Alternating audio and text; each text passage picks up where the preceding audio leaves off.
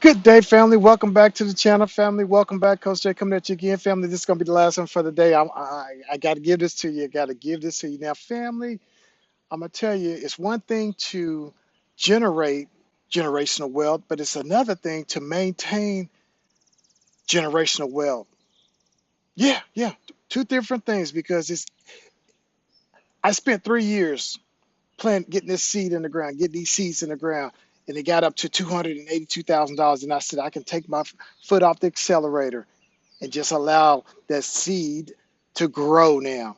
And it's not overnight. A seed does not grow overnight. Whatever that seed you planted, whatever it was, it's not going to grow overnight. If it was an apple tree, it's going to take many years for it to grow.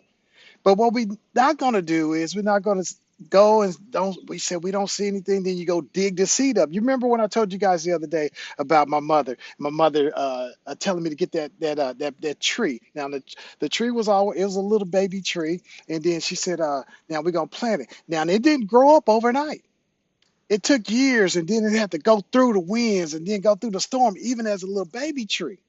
And then it finally grew up to be big and beautiful. And the only reason why they cut it down, it was so big that it was right up, it was getting close to being right up against the house. That's the only reason why.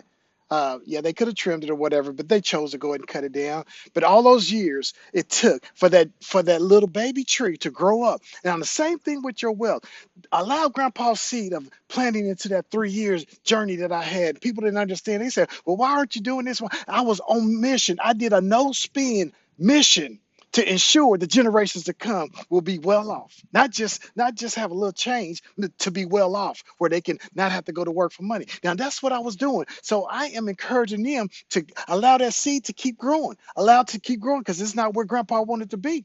It's not there yet. Once it get 1.2 billion dollars, then you can start pulling off the compound growth of it. Until then, you got these other buckets I got for you, grandbabies. Yeah, and then you could also go out and take care of yourself by having a job. But guess what? This is really for the great grandbabies and beyond.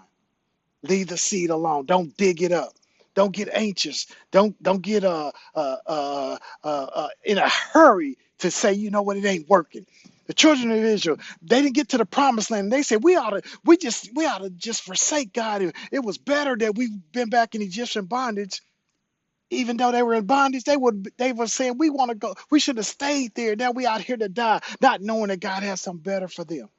And they would want to complain and whine and forget how God delivered them from the Egyptian bondage. God did it. That's why he said, set this up as a day of memorial and remember it and let it be a Sabbath unto you, a festival of what I did for you. Don't go back